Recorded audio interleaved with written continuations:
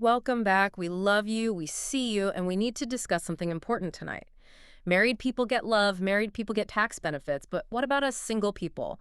Single people need love too, and honestly, we'd like some government benefits while we're at it. Yes, pull up a chair, grab your frozen drinks, and let's get into it. Because frankly, looking at the current tax codes as a single person is, it's deeply offensive to my lifestyle. Literally offensive. It is. It offends my budget and honestly, my entire nervous system. I am spiraling. I am fully, completely in an emotional spiral right now because society treats being single like it is some sort of, I don't know, terminal disease. Oh, completely. Like an affliction that needs to be cured immediately. Exactly. Oh, you're single. Have you tried drinking more water? Have you, tried waking up at 5 a.m. to journal? Or my personal favorite, have you tried lowering your standards? Right. Lower them so far down, they're currently resting in the Earth's molten core. Yes, the pressure to constantly be swiping, constantly be dating, constantly be putting yourself out there like you are a piece of meat at a farmer's market is exhausting. It's so exhausting. Single people deserve romance. We deserve affection. We deserve someone to miraculously appear in our living room with pad thai and a fresh chilled bottle of Pinot Grigio when we are too emotionally drained to form complete sentences. Preach. It is the ultimate systemic scam. The entire nuclear family structure is a grift. A total grift. Married couples get these massive tax breaks for what exactly? For legally agreeing to tolerate each other's, nocturnal breathing sounds until one of them dies. Oh my gosh, the breathing sounds, stop. I mean it. Meanwhile, single people are out here doing the actual grueling heavy lifting of society. We are navigating the absolute trenches of modern dating. The actual trenches. We are surviving the psychological warfare of ghosting, breadcrumbing, orbiting, and men who still think holding a dead fish in their profile picture is a substitute for emotional intelligence. Why is it always a fish? I don't understand the fish. It's always a fish. And we are the ones who actually need the financial support. We are the unpaid therapists for our married friends when they complain about their spouses. Right. Where is our emotional labor subsidy? Exactly. Being single should absolutely come with a government-sponsored emotional support package. Abes, I'm not asking for much. Give me a soulmate, a tax break, and maybe subsidized takeout. Subsidized takeout is a human right at this point. It really is. So if we were actually in charge of the federal budget, what would the single people benefits package look like? Because I have a very long, very aggressive list. Oh, I already have the legislation drafted in my head. Let's hear it. First of all, dating app reimbursement. And I want it meticulously itemized. Oh, wait, getting paid back for bad dates? Yes. If I spend 3 hours getting ready, pay a premium surge pricing fee for an Uber, and sit through an artisanal cocktail with a man who thinks listening to Joe Rogan is a substitute for a personality. The worst. Right. I want that time and money refunded by the federal government. Yeah. I want a 1099 form for my wasted youth. Yes. Oh my gosh. An emergency breakup leave. This needs to be federally mandated. Okay. You get dumped, you get ghosted after 3 months of intense good morning, beautiful texting. Boom. 3 to 5 business days of fully paid administrative leave. Paid time off for a broken heart. I love it. No questions asked. HR just accepts a screenshot of the final "we need to talk" text or the abrupt blocking on Instagram as a certified doctor's note. It's valid. The physiological toll of a breakup is real. It is. Your cortisol is spiking. You can't eat. You are crying to Adele in your car. You cannot be expected to reply to an email about Q3 deliverables when your heart is shattered. It's a public health crisis. I would also, I would draft a bipartisan bill for government-funded wine. Wait, I need this. How does it work? Just a monthly stipend deposited directly onto a debit card that only works at the liquor store. And to follow that up, a monthly check that just says, "You're doing great." Like a stimulus check. Exactly like a pandemic stimulus check, but exclusively for your ego. I would lobby aggressively for a tax credit for surviving wedding season. Do you know how much money I spent last year traveling to watch people pledge eternal love in unair-conditioned barns? Rustic barn weddings are a financial drain. I want a massive write-off for every single hideous, puce-colored bridesmaid dress I am forced to buy that the bride swears I will definitely wear again. Spoiler alert, I will never wear it again. Never. It goes straight to Goodwill. I also want free therapy after disastrous first dates. Honestly, looking at this platform, which one of these are you signing into law tomorrow via executive order? Oh, emergency breakup leave, without a shadow of a doubt. Really? Not the wine. Well, yes, the economy would temporarily tank because 40% of the workforce would be at home crying in a pint of ice cream at any given moment. True. But the long-term emotional wellness of the nation would skyrocket. I demand all of them. But honestly, how is your actual real life this week? Because I am currently manifesting a man who doesn't use the phrase devil's advocate in casual conversation. Oh, no! Did this happen on a date? I went on a date this week, and the man actually said, just to play devil's advocate regarding basic human rights. Ew. Absolutely not. I almost threw my espresso martini in his face, I swear. That is a completely valid reaction. I am manifesting patience and maybe a soundproof room. My week has been a cinematic masterpiece of minor inconveniences. Wait, what happened? Give me the mess. Work drama that belongs on a telenovela, friendship group chats that currently require a PhD in international diplomacy to navigate without causing a civil war. Oh my gosh, I hate when the group chat gets tense. It's the worst. It's so stressful. And to top it all off, I went on a date with a guy who unironically asked me what my pickleball handicap was. Wait, what? I didn't even know pickleball had handicap. That's it. I literally thought it was just hitting a plastic ball with a paddle. Same. I almost walked out of the restaurant right then and there. Do not even get me started on pickleball. We will get there with this episode. But honestly, after watching what these people on our television screens are calling marriage this week, staying single and waiting for my government-funded wine feels like the only sane, logical option left for women. It is a complete disaster class in human relations. It really is. So, babes, let's set the mission for tonight. Today, we are treating Season 20, Episode 12 of this social experiment, not just as the pinnacle of trash TV, but as an absolute masterclass in behavioral psychology. Yes, getting the lab coats out. We are getting into the origins of self-sabotage, attachment theory, and why people actively choose misery over basic communication. We are putting on our snarky glasses, and we are going in. Let the psychological evaluations begin. We have to start with the second group dinner, because Felipe and Tori provided a scene that should be studied in universities. I was screaming at my television. The second dinner is always where the facade crumbles. Screaming. Felipe sits at this beautifully decorated dinner table, looks at the entire group of his peers, looks directly at his gorgeous, stoic wife, and actively, loudly confesses that he's looking for reasons to run away from this marriage. It was so hard to watch. He says his single life was incredible. He tells everyone that he actively looks for ways to escape while they are just grocery shopping. And then he drops the actual nuclear bombshell. Oh, the bombshell. I like sleeping with a bunch of women. He said that out loud. He said that out loud with his full chest, in front of the other couples, in front of a camera crew, and most importantly, in front of his wife. I couldn't believe it. And then casually added, like he was ordering appetizer, that if decision day were today, he'd say a hard no to staying married. I wanted to compare Felipe to a toddler throwing a tantrum in a grocery store just to see what the parent will let them get away with. But frankly, that is deeply insulting to the emotional intelligence of toddlers. It really is. It was the sheer audacity of this man. And Tori, bless her absolute heart, remained completely stoic. Not a single tear. She didn't cry, she didn't yell, she didn't throw a glass of water. She looked at him with eyes as cold as a glacier and said, "That's a you problem." Iconic. She refused to fix him. She refused to coddle him. It was a masterclass in emotional detachment from Tori, and honestly, an inspiration to us all. Truly. But if we analyze Felipe's behavior here, we need to move past just calling him a jerk. Yeah. Because this is textbook, highly calculated self-sabotage. Wait, how is it calculated? He just sounded stupid. Well, look at the mechanics of what he's doing. He isn't actually terrified of commitment in the abstract, right? He just doesn't want to put in the grueling, unglamorous work that a healthy marriage requires. Oh, totally. He wants the easy parts. Exactly. He wants the domestic benefits of a wife. Someone to listen to him, support him, make his house a home, all of that.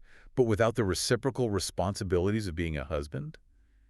By weaponizing this brutal honesty in front of an audience, he is trying to force Tori's hand. Wait, explain what you mean by weaponizing honesty. Because he kept saying, "I'm just being real, bro." Right, well, I'm just being real is the mating call of the emotionally stunted. Oh my gosh, write that down. That's a quote. It's true. He is using radical honesty as a psychological weapon. He wants Tori to be so humiliated, so degraded, and so utterly disgusted by him that she pulls the trigger and dumps him. Oh, so he doesn't have to do it? Exactly.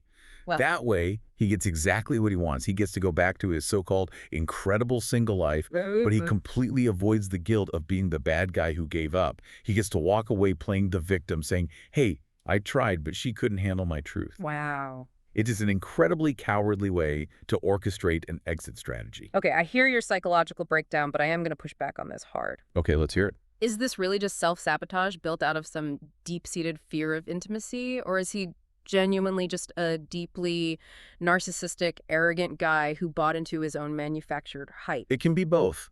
Because he kept talking about how amazing his life was, how easy it was to get women, how he's this big shot restaurant owner. I think he genuinely believes he is God's gift to the Seattle dating pool. Well, Seattle's known for its rain, not its men, but go on. Right. I think he genuinely just misses the hollow validation of random women flirting with him for free drinks at his own bar. I don't think he's scared. I think he's just obsessed with himself. I will vigorously defend my position here.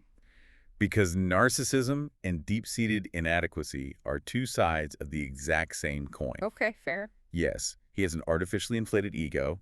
Yes, he loves the hollow validation of the bar scene. But why does he love that hollow validation? Because it's easy. Because it requires zero vulnerability. He can be the cool restaurant guy to a stranger for 20 minutes, but he cannot sustain the emotional depth that a woman like Tori requires 24/7. Oh, that makes sense. When faced with a woman who demands real substance, his inadequacy is triggered. So what does the ego do? It blows the whole thing up to protect itself. Notice how the other men at the table reacted. Cam was the MVP. Cam, Nick, Devon, they all had to step in. Cam literally reminded him, you're going to get old one day, and those women aren't going to want you. Cam was the absolute MVP of that dinner for that comment alone. He looked at Felipe and essentially said, your hairline is receding, bro. The club is going to close eventually. And he needed to hear it. And if you are listening to this right now, I want you to ask yourself, have you ever dealt with a guy who uses brutal honesty just as an excuse to be cruel? We all have. A guy who tells you something devastating and then says, I'm just communicating. That is exactly what Felipe is doing. And praise the reality TV gods that Tori didn't adopt builder a bitch syndrome. Oh my God, builder a bitch syndrome. Yes, she is not sitting there with a tool belt trying to love the toxicity out of him. No, she correctly identified that his psychological mess is not her responsibility to clean up.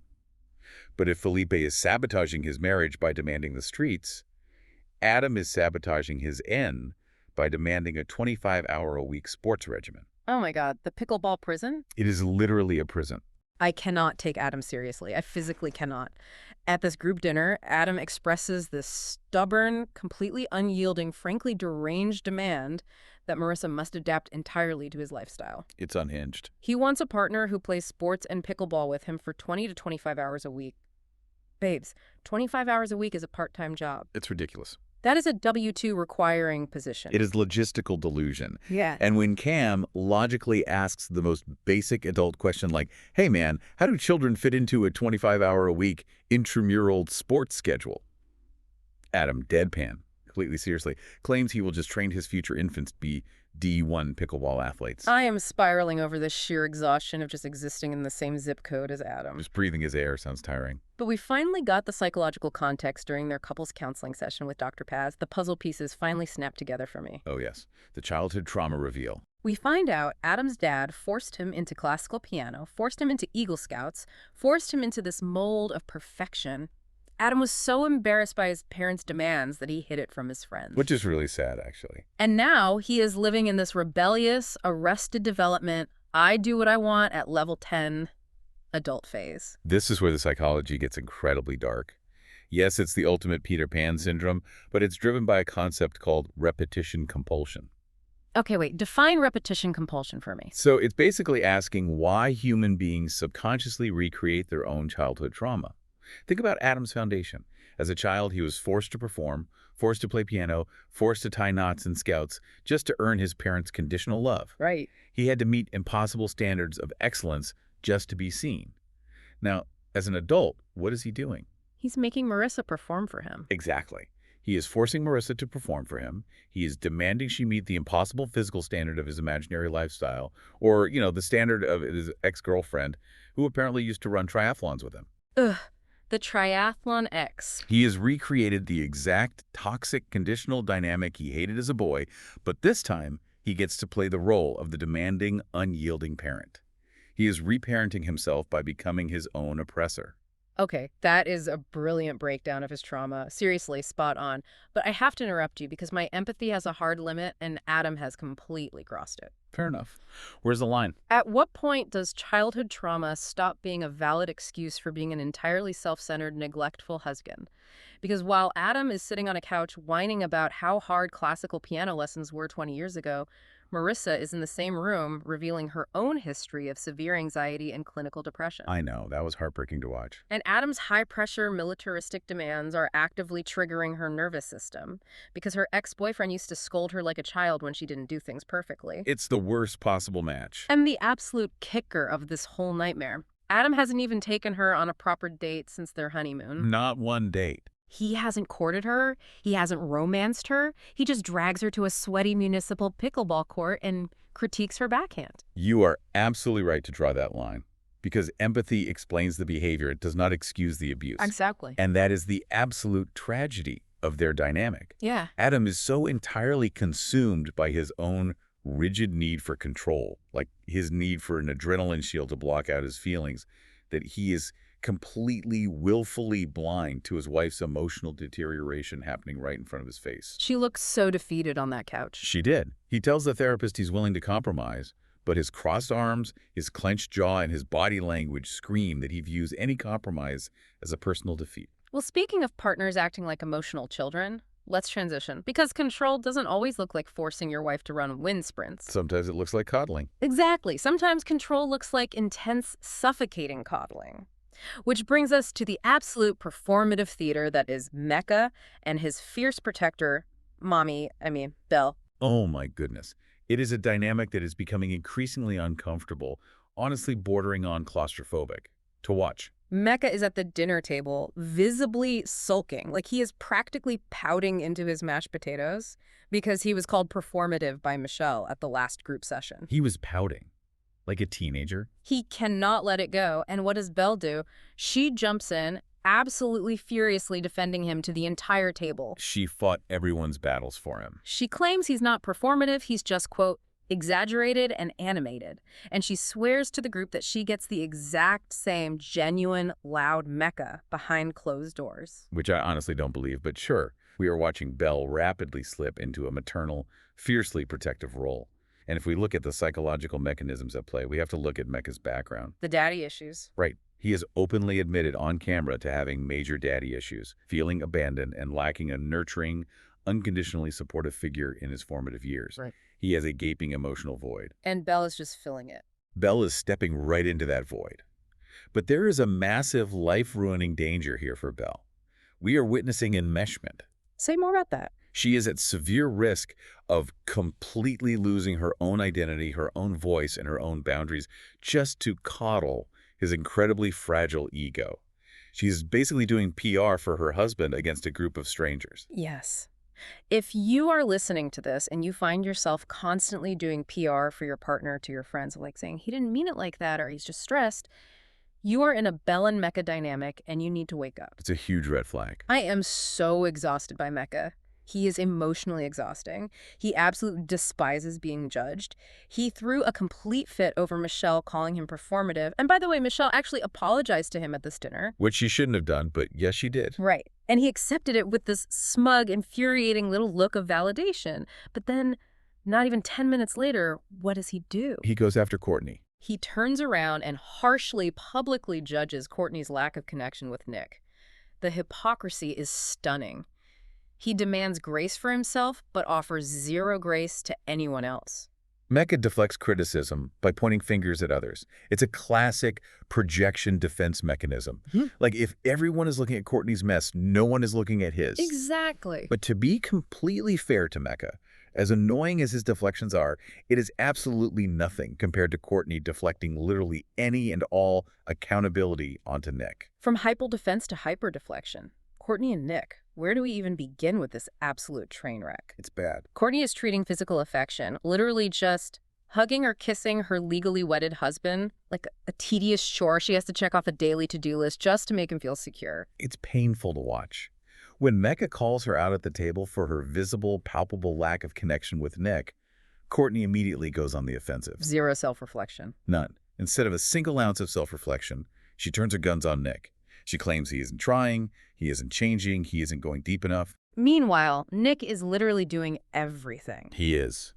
Nick calmly points out that he has been intentionally asking her deep, probing questions about her childhood and trying his absolute hardest to foster emotional intimacy. Yes. Do you remember the bowl of questions game from last week? Oh, the therapy game, yes. Nick is genuinely, earnestly trying to play this little therapy game to get to know her soul, and she gets aggressively frustrated over his lack of emotional depth.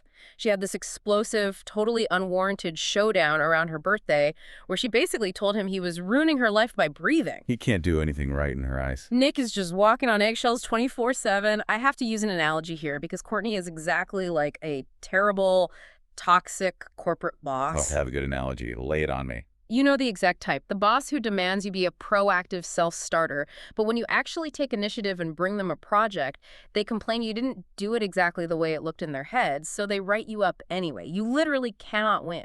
That is a perfect, psychologically accurate analogy. You cannot win because the game is rigged. Courtney is someone with incredibly thick, reinforced emotional walls. Unbreakable walls. The reason she criticizes everything Nick does is that, fundamentally at her core, she just doesn't like him. Brutal, but true. We call this the framework of romanticizing versus criticizing. It's famously studied in relationship psychology, like the Gottman Institute's Four Horsemen, specifically contempt. Okay, break that down for us. When you like someone, you romanticize their annoying quirks. If they chew loudly, you think it's cute how much they enjoy their food.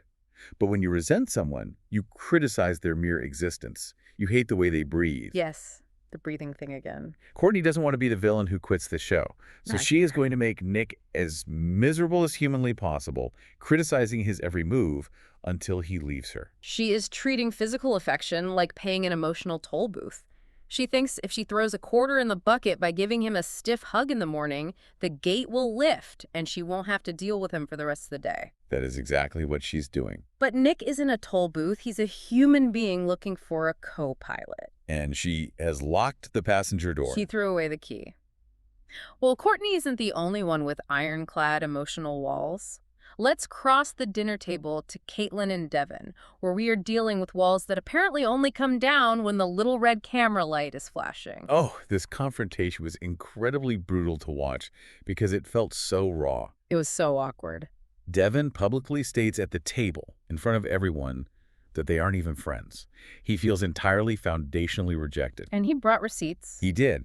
He brings up the specific example of the pool hall, where he was trying to dance, be goofy, and have a good time, and she flat out ignored him like he was a stranger. And then, on the incredibly tense car ride home, he accuses her of performing for the cameras. That car ride was so tense I was sweating. He basically says she only acts like she likes him when production is rolling.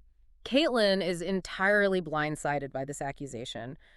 Her defense is that their absolute best date was at that underground EDM festival where there were no cameras allowed. Right, they had a great time off camera. She genuinely felt they were making massive progress. But Devon just keeps hitting her with this intense HR department therapist speak. He constantly apologizes, but in this really sterile way. Like, I hear you, I see you, I hold space for your feelings. We really need to unpack this, because what we are witnessing is a textbook collision of attachment styles, playing out in real time. Oh, I know we love attachment styles here. Give it to me. Let's break down the psychology. Yeah. Devon has a deeply anxious attachment style. His nervous system requires daily, consistent verbal and physical affirmation to feel secure in a relationship.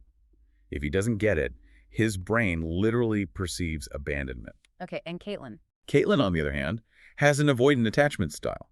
Her nervous system perceives too much closeness, too much probing, as a threat to her autonomy. To an avoidant like Caitlyn, having one really fun, connected day at an EDM festival is a massive deposit in the relationship bank. It's enough connection to last her for an entire week of peaceful coexistence. Okay, I understand the attachment theory, but I am going to push back on Devon's behavior here because I think he is weaponizing that therapist speak. You think it's malicious? I think Devon is slightly manipulative. He constantly plays the victim to the group.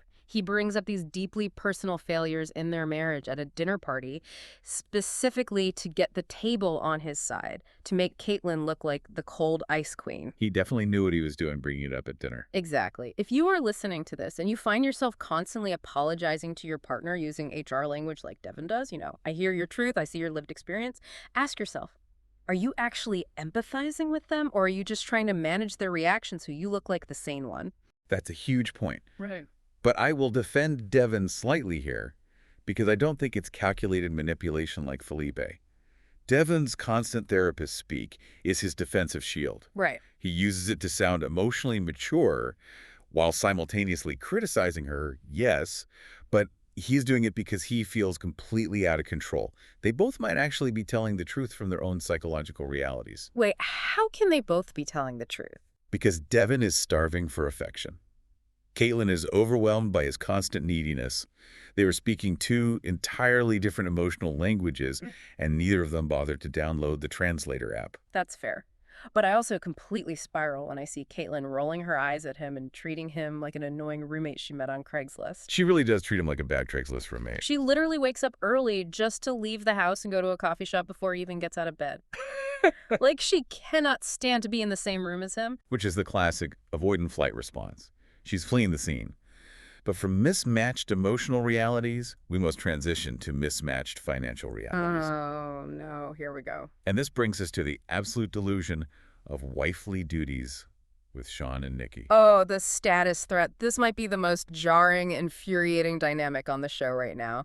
Sean has the absolute nerve, the unmitigated gall to pressure Nikki for morning favors. The audacity of this man. He literally frames it to her face as her wifely duties. Nikki, who is an absolute queen, retaliated by looking him up and down, visually assessing his worth and saying she has zero sexual attraction to him. She destroyed him. Specifically noting his dad bod without the actual dad part. It was a lethal surgical read. She completely emasculated him.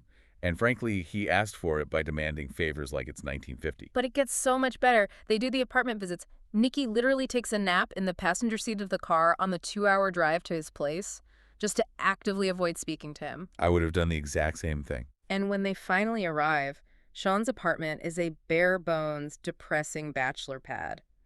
Babes, he uses a gaming chair in his living room instead of a sofa. A gaming chair. I cannot. And he admits to taking hobo baths with a washcloth. Contrast that tragic scene with Nikki's house, which is gorgeous, immaculately decorated, and most importantly, fully owned by her. The psychological reaction Sean has to her house tells you everything you need to know about the fragility of the male ego. He immediately gets so wildly insecure. He sits in his solo confessional away from her and calls her bougie. Because of course he does. He says she probably thinks she's the bougiest of her friends, but he comes from a very bougie group. And her house isn't even that mind-blowing. The sheer delusion. Like, boy, you have a washcloth for a shower. Let's explain the exact mechanism happening here.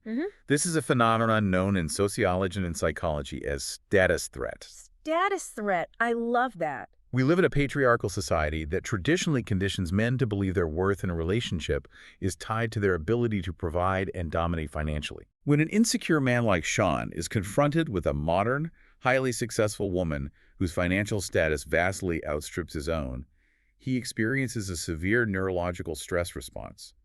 He feels castrated. So what does he do? He regresses. Instead of admiring her success, he has to tear her down.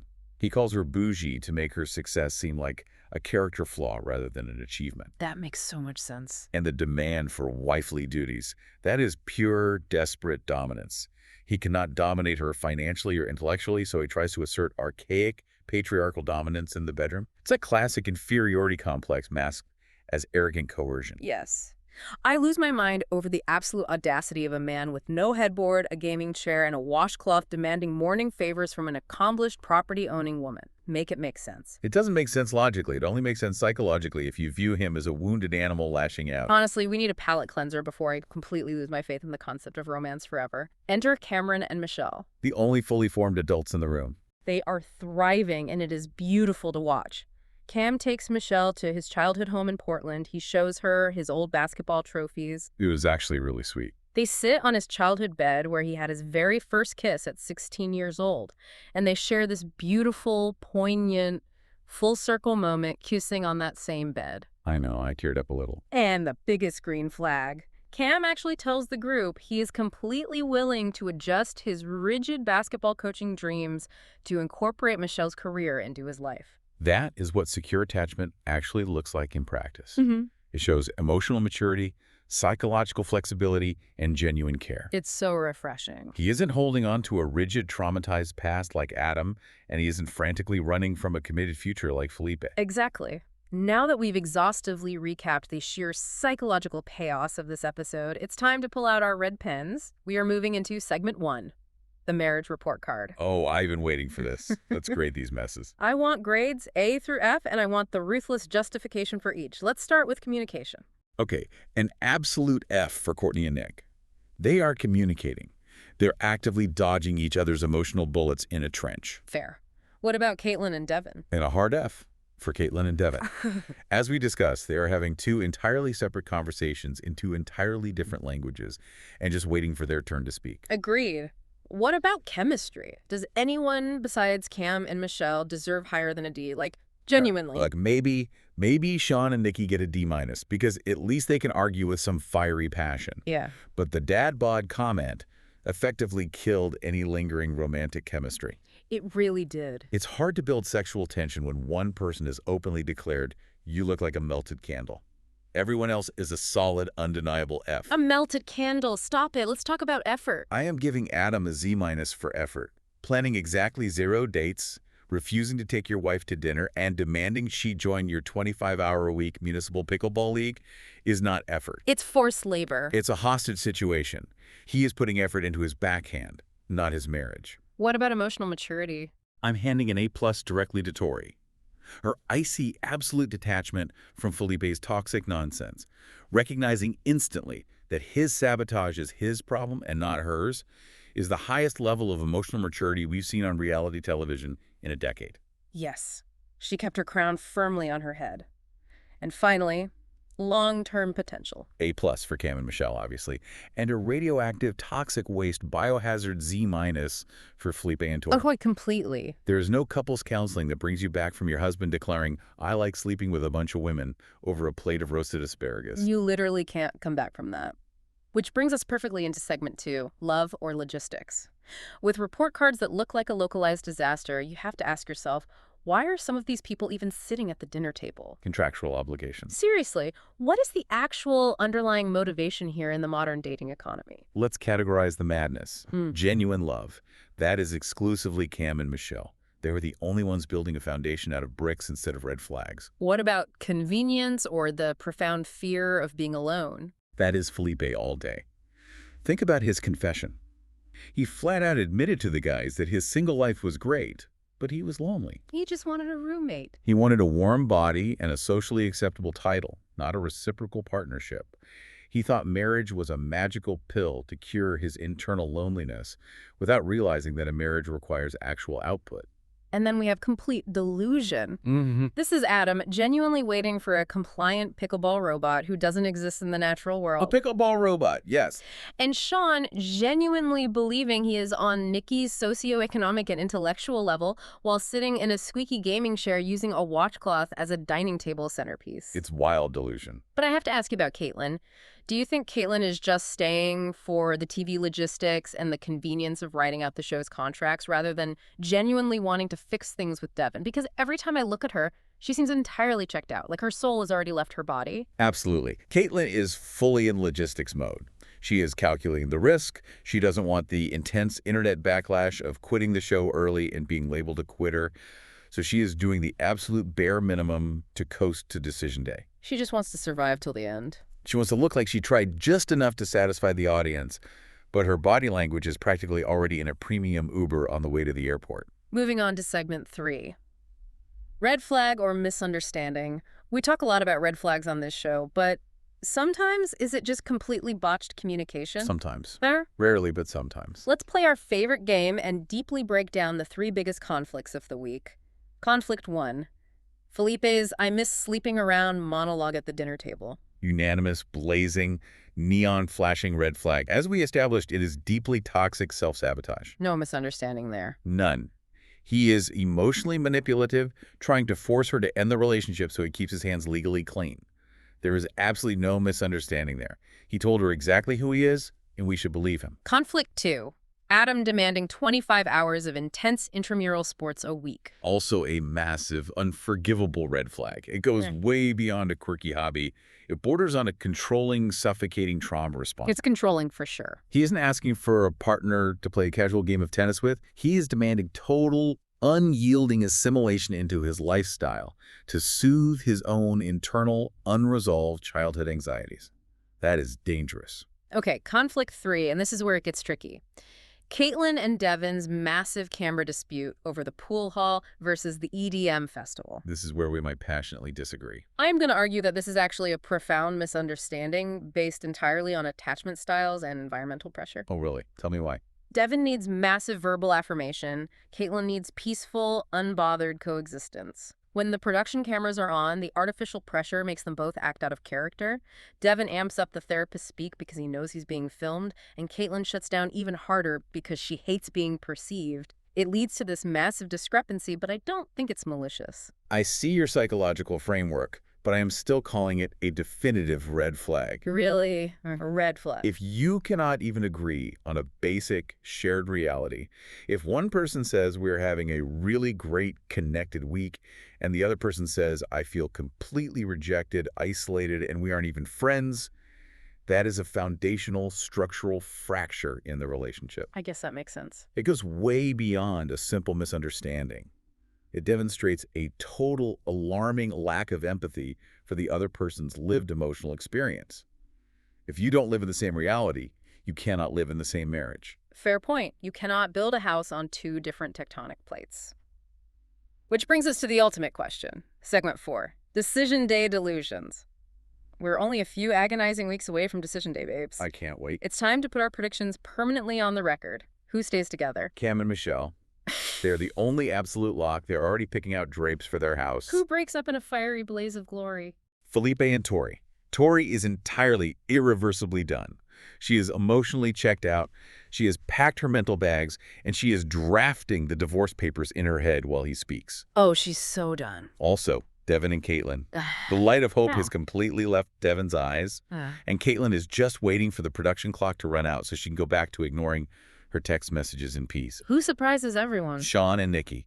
And I say this with dread. Wait, you think they say yes? I have this terrible, sinking feeling they might actually fake it for the cameras on Decision Day, despite the brutal dad bod comments and the terrifying hobo baths. Why would they do that? They both have a weird, stubborn pride thing where they might look at each other and say yes, just to prove to the world that they didn't fail the social experiment, only to quietly, secretly divorce 3 months later when the NDA expires. Oh my gosh, I can totally 100% see that happening. It's the ultimate reality TV pride trap. And finally, which relationship has absolutely zero chance, not even in an alternate multiverse? Courtney and Nick. Courtney actively despises that man's molecular structure. She treats kissing him like she is swallowing foul-tasting expired medicine. It's completely over. Give me one completely ridiculous prediction that somehow, in the context of this specific cast, feels entirely possible. Adam, unable to find a human woman who will tolerate his demands, proposes to a highly customized titanium carbon fiber pickleball paddle on Decision Day. Stop it. A paddle. And Felipe, newly single and desperate for validation, opens a brand new, highly publicized tapas restaurant, specifically designed to pick up women. But he gets aggressively rejected by all of them because literally everyone in Seattle watched this season and knows exactly who he is. I am genuinely praying to the universe for that specific Felipe downfall. Honestly, seeing the absolute catastrophic psychological failure of these marriages brings me right back to our opening conversation. Full circle. Watching this proves, once again, that being beautifully, peacefully single and waiting patiently for our government-sponsored wine stipend is infinitely better than whatever nightmare Adam and Felipe are currently offering women. 1,000%. Single life is absolute, unbothered peace. Being married to these men is an active combat zone. So, Snark Squad, we are turning it over to you because we need your chaotic input. What government benefit should single people receive? Let us know. What would your absolute ideal single person benefits package include? Would you want the breakup leave, the wine, the therapy? And after seeing the absolute state of this cast, would you ever, in a million years, let strangers choose your spouse? The answer to that last question should be a resounding, terrified no. Stay single, stay fabulous, and somebody get us that government check. We'll see you on the Snark Side.